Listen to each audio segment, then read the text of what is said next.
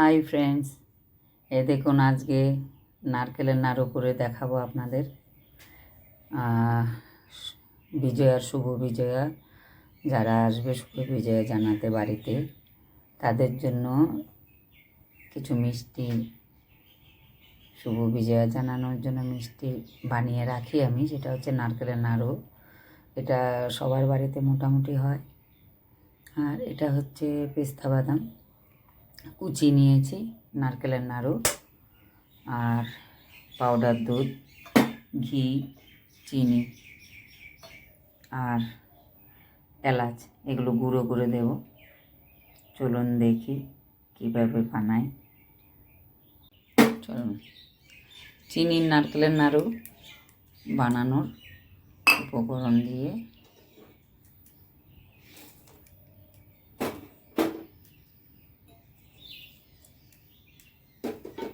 কড়াইটা মনে হচ্ছে ছোট হয়ে যাবে।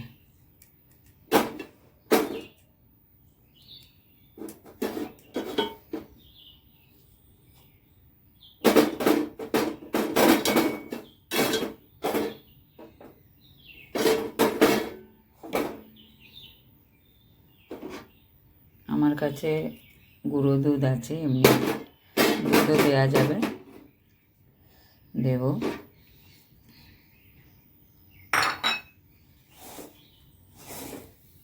আঁচ কমিয়ে কমিয়ে এই সাদা নারকেল নাড়ু করতে গেলে অনেক টাইম লাগে।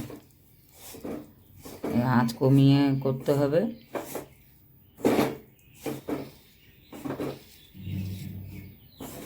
নাইলে লাল লাল হয়ে যাবে, একদম ধবধবে সাদা। ভালো করে মাখতে হবে।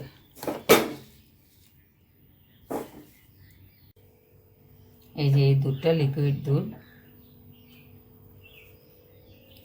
পাউডার দুধও দিয়েছি আর লিকুইড দুধটাও দেব।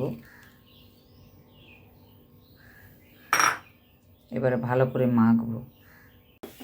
দেখুন, এটা এই বাদামের ব্রাউন কালার যে খোসাটা ছিল তার জন্য কালারটা অমনি হয়েছে, নাইলে একদম সাদা হতো। যেহেতু এটা চিনি দিয়া,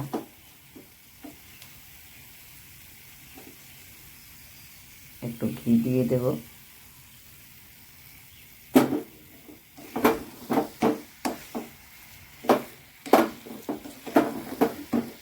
দারুণ খেতে টেস্ট হবে। লিকুইড দুধটা দিলে অনেকক্ষণ লাগে, টাইম লাগে, টানাতে হবে। তো লিকুইড দুধ আমি দিয়েছি 1 কাপের মতো, 1 কাপের বেশি হবে। পাউডার দুধও দিয়েছি। এবার এটা ঠান্ডা হলে হাতে ঘি নিয়ে ঘি লাগিয়ে নারকেলের নাড়ুগুলো করব।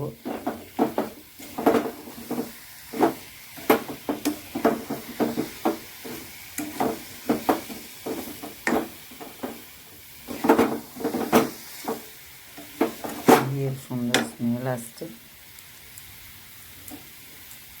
গ্যাস অফ করে দিচ্ছি।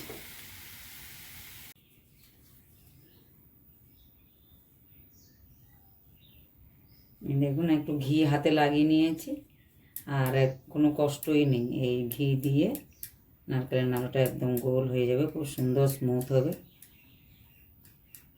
আর এটার এই কালারটা সাদা হতো, এটা এই কালারটা এলো ওই বাদামের যে ব্রাউন কালার খোসাটা আছে ওটার জন্যই কালারটাই এসে গেছে, এরকম সাদা নেই।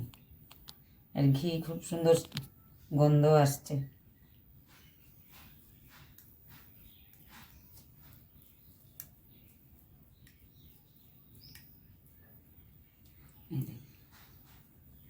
তাড়াতাড়ি সহজেই হবে।